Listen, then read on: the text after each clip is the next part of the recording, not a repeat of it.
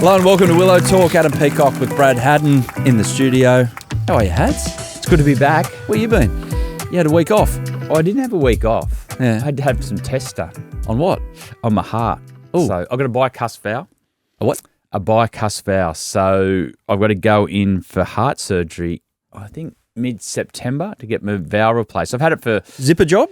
No, not anymore. They can go in through the side. Oh, they don't go up and under, do they? No, I hope not. I hope not. But yeah, I had some tests last week. I've had it. I've known about it for 20 years. I've had no symptoms or anything. Life goes on, but it's got to the stage where I've got to go in. Everything happened fast, like real quick. You know when the doctor's tone changes, and then they start booking your appointment. I'm thinking, hang on a minute. I'm in here. So the worst is when they go a little silent and they start clicking on their computer or just going, yeah. So I got that. Oh, that's no good. You freaking out? Are you all right about it? Or No, I'm all right. I'm all right. I knew it was coming. Yeah. Yeah, I knew it was coming. Oh, so it was something that you'd eventually have to have done. Yeah. It's just get it done with now. Yeah, it happens now. So I'll be right for the summer. Just for our listeners as well, because this is a topic. Well, look at Shane Warne. Yep. If you got a heart check, could have been all different. For instance, is this something that you personally have to stay on top of, but you can maybe educate others? Just stay on top of what's going on there. Yeah, mine was incidental finding 20 years ago, but I haven't had a symptom since. I've had every 6 months. I got it tested. I've seen the doctor. I could function normally, train, do everything you need to do. It's one of those. If you didn't pick it up, it's one of those things. And a lot of people have it and don't know about it, where you go for a run, you pass, you die, and they go, gee, you was fit. And then they find out that you had a heart problem. Yeah. So, but it's fine. I'll be right. I'll get it done and be back. Oh, it's a shame you won't have the scar, though, the zipper. No. I didn't want the zipper.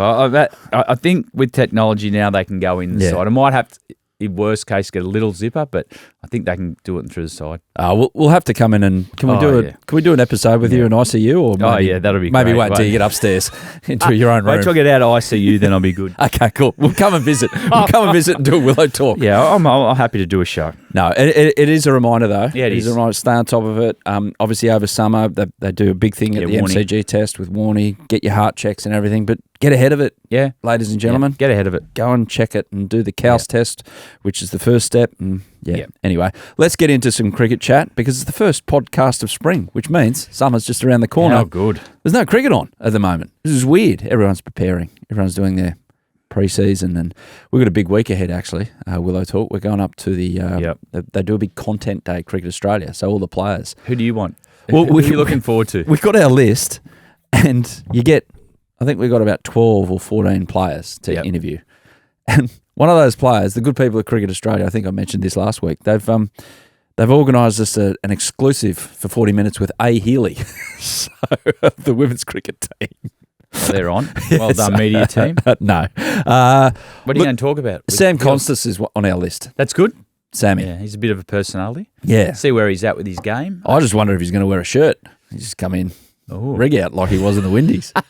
Well, he has done a big pre-season. He might be Sam happy with where he's at. He's got the Australian A series he's got to go to as well. He's going over to trip to India. Yeah, that'll be good learning from young team they've taken there. I like what George Bailey has selected. Had done there. That's Timmy Payne's team now, isn't it? Yeah. He'll be good, Timmy Payne. Yes, exactly. Now we're previewing one player each week ahead of the Ashes. Today we're going to do it, and today we're going to talk about Stephen Smith, who might have a thing to say, about where this Ashes ends up. I dare say. Well, you have a huge say in it. He's our most influential player. We've seen there's been a lot of talk about who opens, who comes in the middle order. But one thing we do know, this man will be front and centre if Australia have won the series. It'll be off the back, I think, the way this man performs. And I've just got a bit of a feeling we need to watch Steve Smith this series. He's getting old. He's 36 now. He'll choose when he's earned the right to finish the game. But I think this is, if you want to see Steve Smith get to as much Test cricket as you can. The Australian bowling attack, meantime, is going to have to move on at some stage. So what we're going to do, we're going to have a look at the depth chart for Australian fast bowling. Okay. See, some incredible numbers around the three, the longevity around those three. We're not trying to retire them. We're just saying, okay, if and it is a big if something happens in the next 6 months to any of them, if not all of them, who next? So we'll do the depth chart. I mean, Scott Boland's obviously number one, but what about beyond that? He'll go the same time, you'd imagine, as the three that are there. He's older than all them. Yeah, good point. Good point. So we'll have a look at that this episode. Adam Zampa flew 35,000 Ks to bowl 20 balls in the 100 final. It was a good trip as well. What would he get for that? Decent wedge. He wouldn't go over there for he five. Wouldn't go for nothing. Franchise cricket. But they've won. That's the Oval Invincibles. That's their third title in a row. The Curran boys play there. Adam Zampa, he's a franchise cricketer, isn't he? He plays all around the world. So the 100's got a good reputation. The crowds have been energetic. They're good. The women's game plays before the men's. He looks a concept that's there to stay. It'll be interesting to see what happens with the 100 with all the Indian influence. Well, the talk is that over there they play some one days. They have the T20 Blast and the 100 and the county championship. Yep. You'd imagine something needs to give there. Well, do they merge the T20 with the 100? Well, that's interesting point you make, because I think with all the Indians taking over the franchise, they would like it to be, I'd imagine, 2020 format. So does that change, or is 100 just a standalone? Is it a total different identity? Is it going to stay where it is? Is it profitable? But yeah, with the Indian influence, it'll be interesting to see how that looks in the next couple of years. And speaking of the Indian influence in Sundries, we're going to talk about the Indian player that had a crack at Hads. So I love it when people have a crack at you, because you can have a crack back. Maybe. Thanks for listening to the show. Make sure you check out our social media channels as well, at Willow Talk Podcast on Instagram and TikTok, plus check out our YouTube channel at Listener Sport for the full-length episodes and shorts. Now, we put the call out for worst umpiring stories, and Nick said clearly the club umpire had an engagement to get to on Saturday after cricket on giving the final decision of the game the batsman question, have you given me out for LBW or caught behind? Umpire's reply, both. Stumps ripped out of the ground, and he walked off to his engagement. How can you be out both? I tell you, I got some interesting and I don't actually check my social media at all, but it lit up after my umpiring. Oh yeah, everyone had it. Everyone's got one, mate. One guy talking about had no heart, mate. He was whinging about the decision, mate. There's bigger things in kids' sport than. He's whinging about a decision in kids' cricket. Yeah. In my decision, the way I went about it. Oh, your one. Yeah. Mate, there's bigger things. You want the kids to love the game. That kid walked off loving the game of cricket. So shut up, you goose. My worst, I always go back to it. The worst one I've seen, and it set up a moment in history that will live forever. The two tied tests, obviously. I talked about the photograph of the one with the West Indies up in Brisbane. The second one, when umpire Vikram Raju was the umpire, and Greg Matthews bowls that ball, and I don't reckon it hit the pad and his finger was up. I reckon he'd made that decision before the ball was bowled. He wanted to be part of history. It was extraordinary. No, he didn't even look back, did he? He's just running. No, he's still running. Yeah. I think the umpire wanted to be part of history. He was probably out, maybe, but yeah, it was touch and go. It was a predetermined call. Well, it hadn't hit the pad. Yeah. It's like when your teenage kid says, "Mum or Dad, can I?" And before they can get the answer, no. Yeah, great umpiring. Yeah. We're going to reveal the best stories and the winner on next week's podcast of our umpiring stories. And feel free to leave us a review and comments on our Spotify and Apple. Jimbo got in touch and said, "Could you please ask Hads what it was like in 2011 when South Africa bowled Australia out for 47. What was it like in the dressing room after this, and how did the coach react, and what were the players like when Hashim Amla and Graham Smith treated it like a road after that?" Well, it was a road. Down the total. It was a road. Yeah. I remember our trainer, he took the couple of players, the reserve players. That's right, you're off. Yeah, he went off site and came back and thought really forced. He didn't know what had happened. Pat Cummins tells this story, how he's in the gym and he could just hear roars all the time. He's like, this is weird. Well, he debuted after it. He got man of the match next test. So one thing I can remember about that is we won the series, but it was a dark day in the change room. That 10 minutes before South Africa went out to bat and everyone's doing their stuff, did everyone, as soon as that last wicket went, I think it was Lyon and Siddle was the last partnership, they got it from 21 to 47. But that 10 minutes, have you ever seen a dressing room clear out as quick to get out into the field and warm up to get things going? Well, you're trying to be positive. You're trying to say, we've still got enough runs on the board, but the wind had gone out of our sail. and it wasn't a pretty place in the change room. Who was coach? Tim Nielsen. Oh, yeah, we had the batters in one room, the bowlers in the other, looking for answers. It was pretty honest, though. Everyone gave some pretty honest feedback on where they're at and how we're going to turn it around. And we turned it around next game. I think we chased 330 or more in the last innings at the Wanderers to win the series. So the spray we got was justified. Was it a spray? Yeah. It was one of those where... Paint peeling off the wall? Yeah, a little bit. And take a good hard look at yourself. Oh, I got one of them. One of them. And you're sitting there, you're thinking, I wonder who they're talking about, but you knew you had to own it. Was it the top 7? I'll throw you in this. Oh, yeah, I played a bad shot. I tried to change momentum. I tried to go down. And I said, no, we've got to do something different, but I nicked it. You got to live by the sword. Change momentum at 6 for 14 or whatever it was. Sometimes with those scenarios, you got to go, okay, do I get through this situation? But how do you get through it? Do you get through it with just shutting down the end, or do you try to do something different? I went to try to do something different. And I had to own that at the end. You got to take the good with the bad the way you play there. And we copped it. I copped it. Fair, understandable. Justified. But we responded next Test match, and that was, as you said, that was Paddy Cummins' debut. He was outstanding. He got man of the match. Mitch Johnson, the making of him, he blew his toe off. He did the ligament in his toe. And had that time out of the game, and that gave him the opportunity to fix his action, work on some things that he had to mentally and physically in the game. I remember batting with him when he silly, he done his toe, and he said, "I think my toe's come through my boot." I said, "No, it hasn't." And he said, because his ligaments had gone in his toe, and the physio was trying to take him off. And I said, "Mate, where do you think you're going?" He goes, "What do you mean?" I said, "Mate, you got to stay out here." He got 70. Yeah. Yeah. I said, "Mate, you can't go off." He stayed out there. I said, "Just don't take your shoe off. Worry about it when you get in the change room. It's going to be sore now." It sounds like what the physio said, you're gone for a long time. So, what was he like that night? The toe? He didn't feel it after winning that series. Yeah. He had gout instead. Anyway.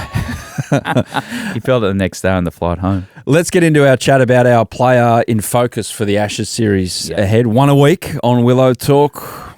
Let's go big here with the Australian, the linchpin in our batting lineup, Steve Smith. How many times has he come in at 2 for not many in the past couple of years and say things?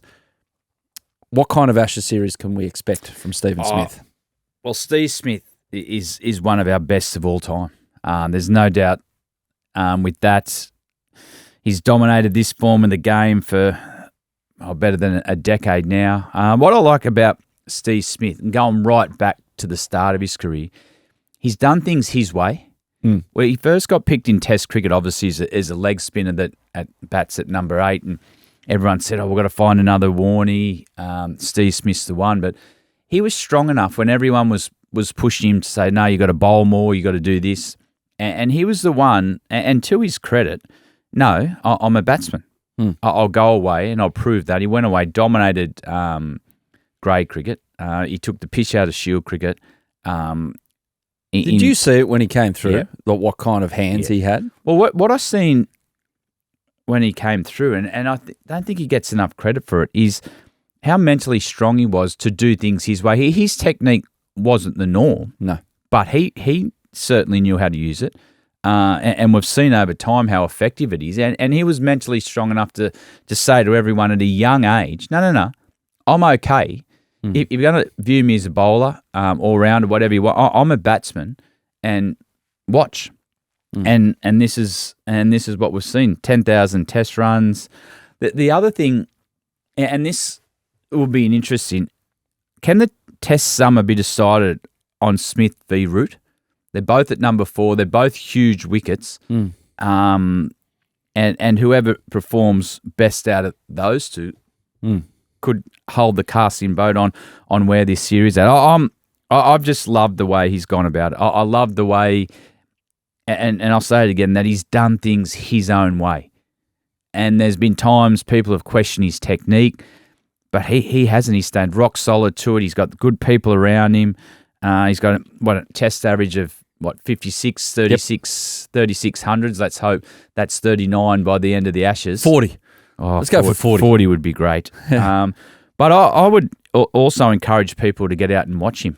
Yeah, like you were saying at the top. I don't know how long we're going to see Smith, whether we see him again on Australian soil after this Ashes. So playing tests, that is. Maybe. He said he's got an appetite to play T20 franchise around the world, maybe get to the Olympics. But, yeah, I'm not sure. Does he want to go back to South Africa? Has he got unfinished business there? To me, he doesn't have to prove anything to anyone now. He's great of our game. Yeah. And will this be his last series on home soil? I hope not. Hope not. 37 matches against England, 3,500 runs at 56, bang on his overall average. In England, average of 54. I mean, 2019, he became the guy that they just could not get out when he was in, and it was only Jofra Archer tapping him on his head at Lords that put the handbrake on for a test or two, but rock solid in Australia. So average is 60 in Australia. So with a view to these 5 tests coming up, what makes him so effective? Because he can trust the bounce so much, and not that he can't trust the bounce elsewhere because he's got an average of 56 full stop, but average of 60 on home soil. Why, do you think? Because do you think where he can hit the ball, where he's comfortable? I don't think...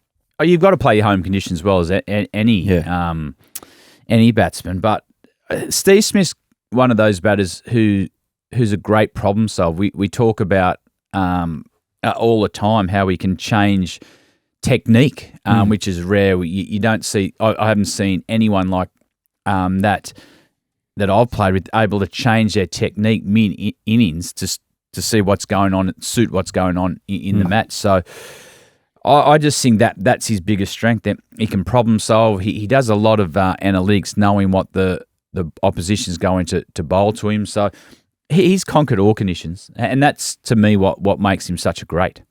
You would say that at some point England will go leg slip, maybe leg gully, a couple out, leg side deep to try and go there. You've seen it from time to time. He gets really annoyed with himself. He just can't help himself. Yeah. It's like me with a block of chocolate in the fridge. Just can't keep the fridge closed. He just likes to not waft at the ball, but play the ball off his hip, and they can get at him that way.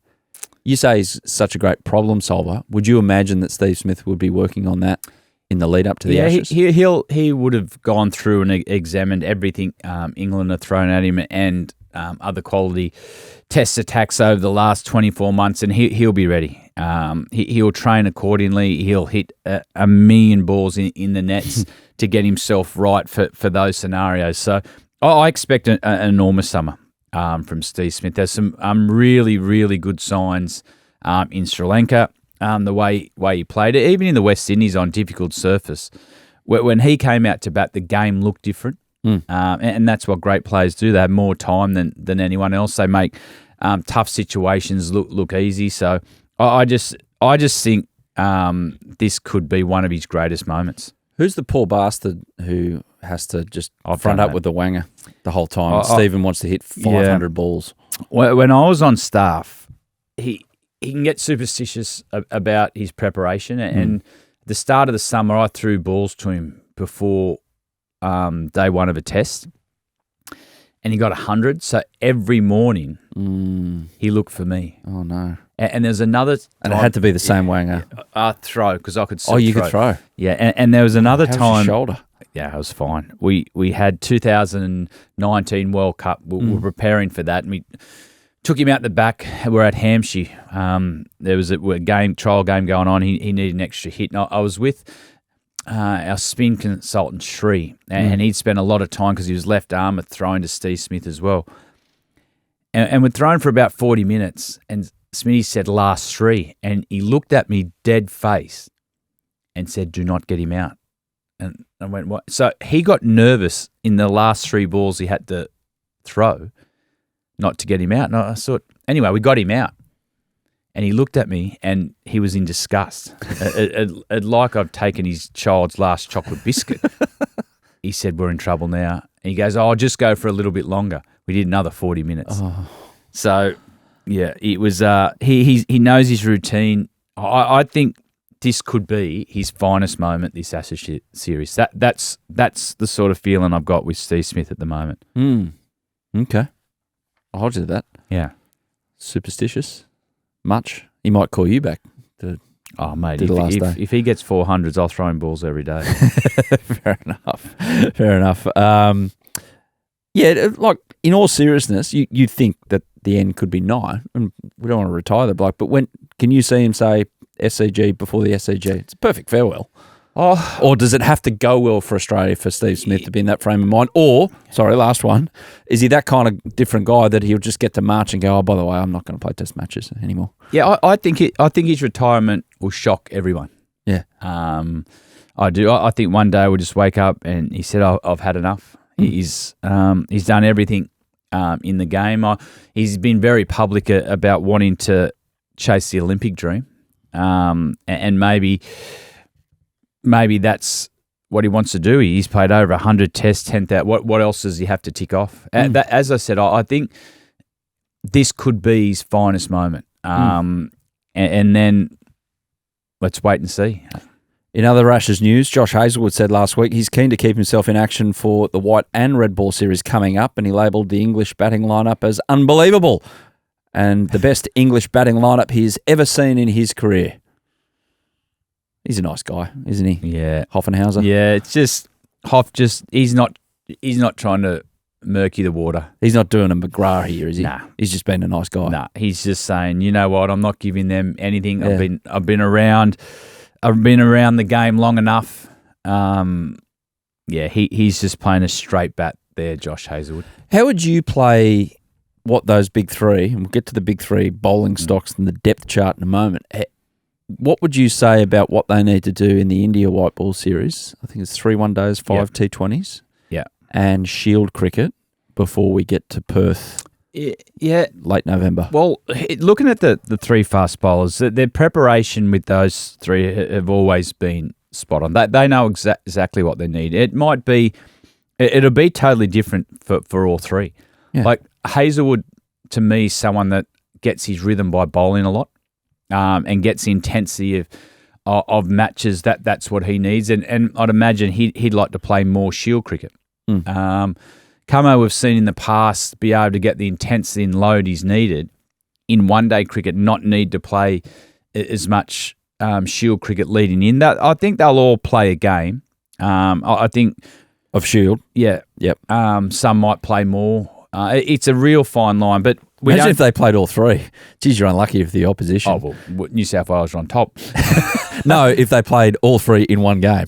Like you've rocked up. They might. I think you'll see that. I think they'll play a game together. Starkey and Nathan as well, obviously. Yeah, Starkey last summer played a lot of Shield cricket, and he had probably arguably his best summer he's ever had. He came in red hot, ready to go. So they're planning for all 3 will be totally different. Scott Boland's an interesting one as well. Yeah. You've got to make sure he might not be needed for the first test, but he might be. So, he's first in. He had that nagging knee last summer. He looked fresh in the West Indies when he played the one-off test, but you've got to have a really measured approach with his preparation as well. You don't want to overcook him thinking, he's not going to be needed to here. You've got to make sure he hasn't got too much bowling, and when he gets to the test matches, his body's sore. So it's calculated. It's not they're not the ones I'm worried about. Yeah. It's what's coming behind. Not even I got a little freaked out last week when I read that headline. Pat Cummins back scans. It's like, no, we haven't read this one in a while. No, I was the same.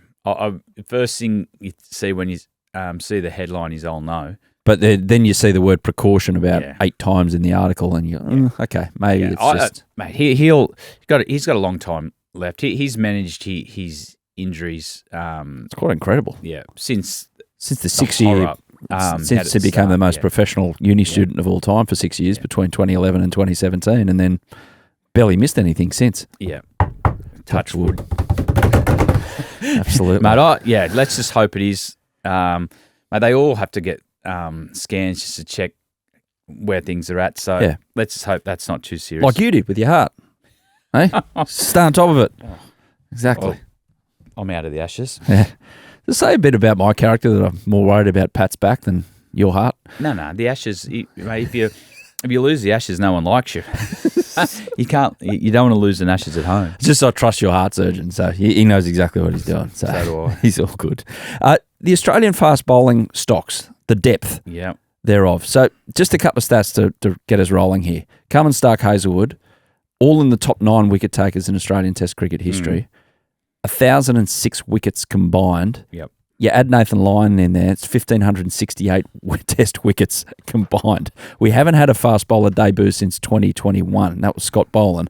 That is incredible longevity at the back end of their career to keep going for the last 4 years to not need us to dive into this depth chart, which I'm just about to go through. So a few names that are here. And you tell me who's seed 1, 2, 3, 4 here. Okay. Or maybe it's pitch dependent. Venue dependent, lights dependent, pink ball dependent. Jordan Buckingham, Brendan Doggett, Spencer Johnson, Scott Boland, he's probably number 1 seed. Fergus O'Neill, Michael Neser, Xavier Bartlett, Martin Steckety, Callum Vidler, young guy, dark horse, Nathan Ellis, Riley Meredith, Jai Richardson, Marley Bierman, Lance Morris. You can scratch Lance because he's gone off to do his back. Who you got there? Who you got there in your top bracket? Well, who I'm looking at, like if you're looking at like for like, Xavier Bartlett's up the top of my list. The way he can use the new ball, he's similar to someone like a Scotty Boland, so I'd want him up and going. Riley Meredith to me is another one that I think we need to consider. To make sure he's in that group ready to go. Doesn't have to be for 3 tests. It might be a flatter wicket. We need some airspeed. And he started to play a lot more 4-day cricket over the last couple of years. So he's someone that I think the Australian selectors will be monitoring and making sure they're right to go. Then you've got... Sorry, just on Riley. I would have said 5 years ago he's going to play Test cricket in the next 5 years. He's now 29. And it's a bit like the tennis era with Federer, Djokovic, and Nadal. No one else could break through because of these big three. No, he's one of them. The not the lost generation, but a guy that you ordinarily would have got a chance. He's had injuries. He's got airspeed, and that's the one thing. Like they would have had a big planning around the next crop, and like someone like a Spencer Johnson might not be someone who plays long-term Test cricket. But you want him up and about if something happened to Starkey to give you an option to play a one-off test. So the one for me, and I was reading about it today, Jai Richardson, he made the big decision to go in and get his shoulder done. After he dislocated it, high-fiving and taking a wicket for WA. He's had troubles with that since... the fielding accident, wasn't it? In Sharjah. Yeah. I think that was 2019. So he's finally gone in, bitten the bullet and got it fixed. But my understanding, reading that article, that he'll be up and going for the back half of the Ashes series. And if he's got no problems, he's someone we know. You've always liked him. Oh, mate, his skill set is amazing, especially with the pink ball, even with a red ball. It doesn't matter. So I'd imagine he'd be right up there. At Smokey to be involved somewhere this summer. I'd be interested to see how he starts. He's only young. He's Vidler. He's 19, but if you watched any of the Shield final when South Australia beat Queensland, it was a placid wicket, but mate, he was rushing Alex Carey. The mean Vidler. Yeah. Ooh. So he's someone to have a really close look at. You got Fergus O'Neill, Elliott also. He's got height. Yep. So there'll be a lot of planning. Sean Abbott's still there and thereabouts, I'd imagine, in Test matches. So you'll have your planning with your main group, but they've got a new position where I think it's Adam Griffith. He looks after fast bowling around the country, and he'll have a keen eye on everyone where they're at come this Ashes. Do you, in Australian conditions, need only to look at guys who can consistently hit 140s?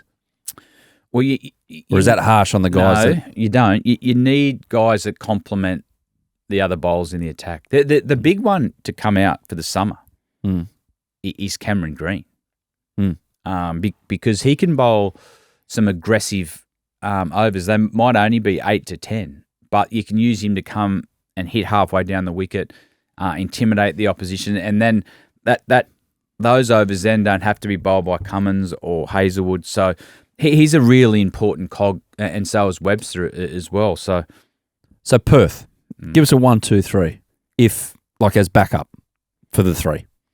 So bowling. So we bowling for Perth. Yep. Xavier Bartlett. Yep. I'd have him around. The other one I'd have around. I'm taking Jai Richardson out of that because he won't be ready. But if he is, he's around the squad. I'd have. I know Brendan Doggett's around as well.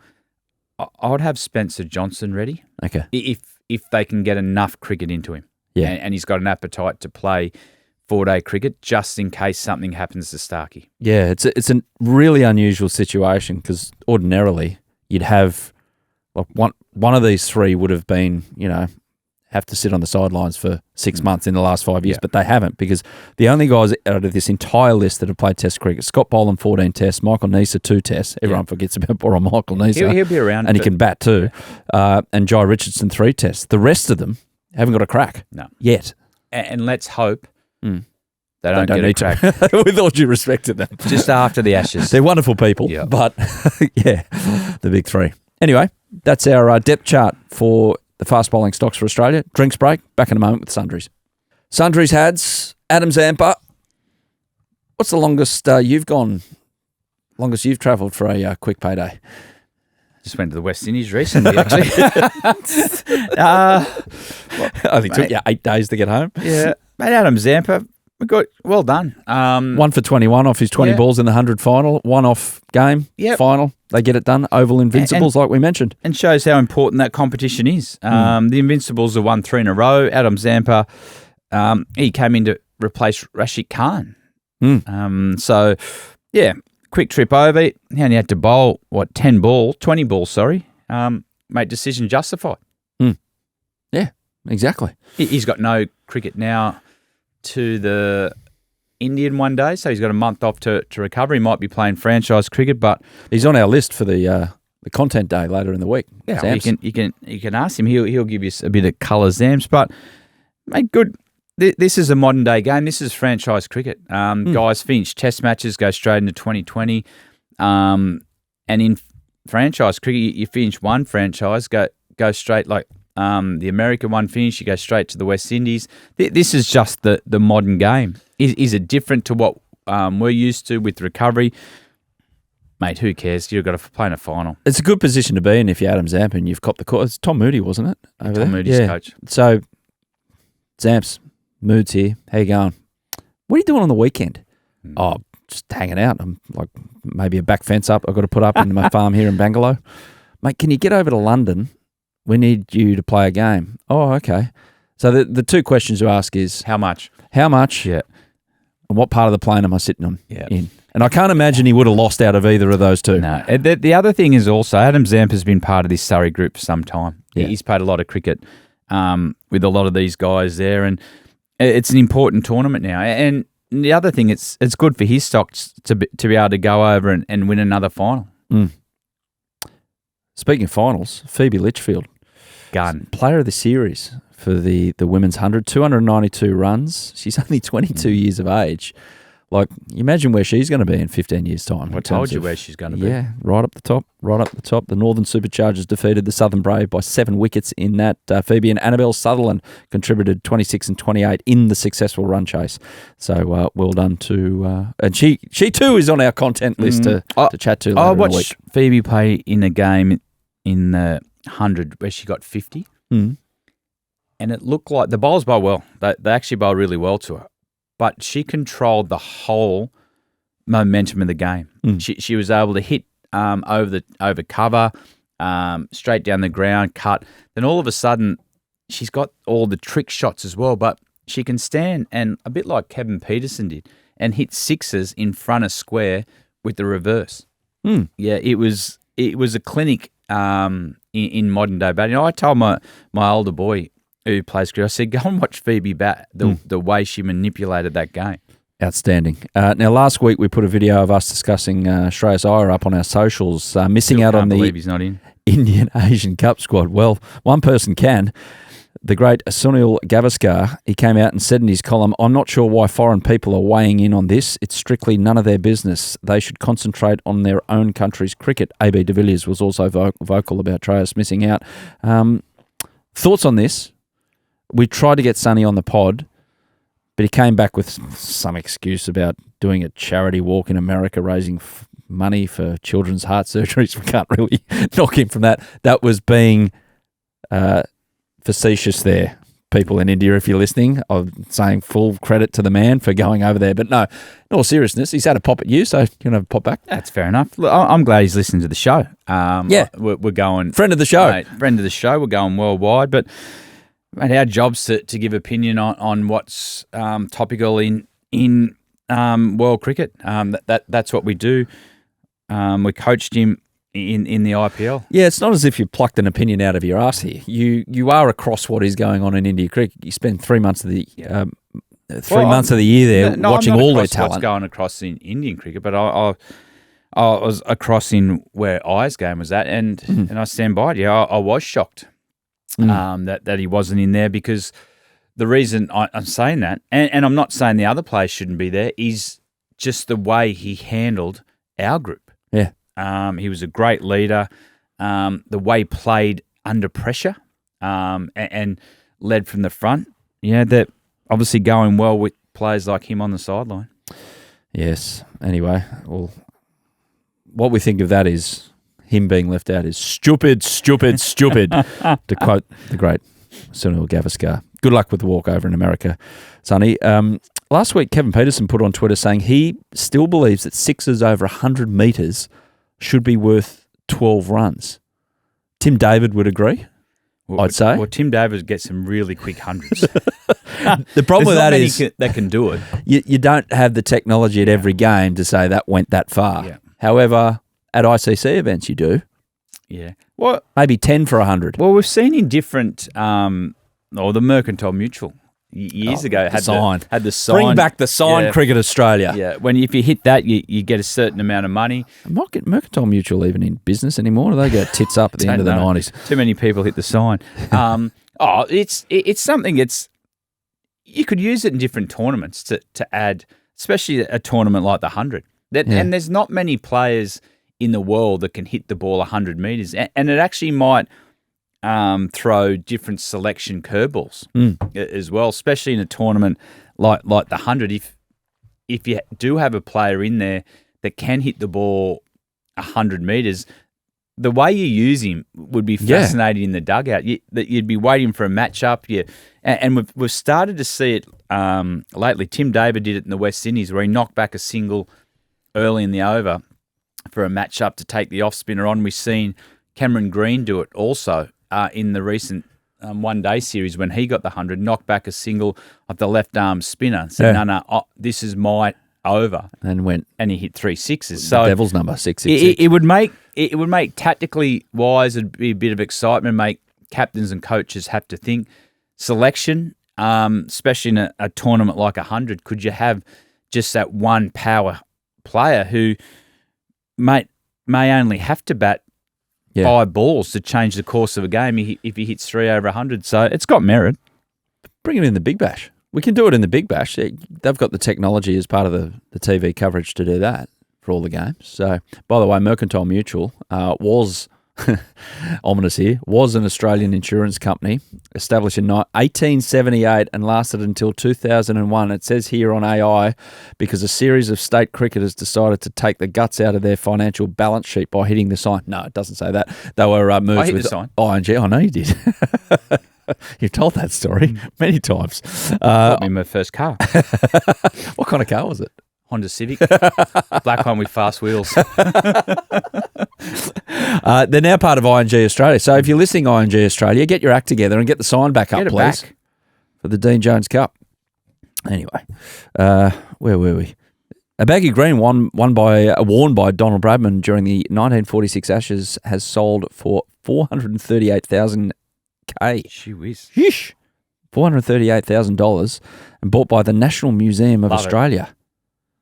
Got some coin to flick around, don't they? Don't you like it that it's on show for everyone to see?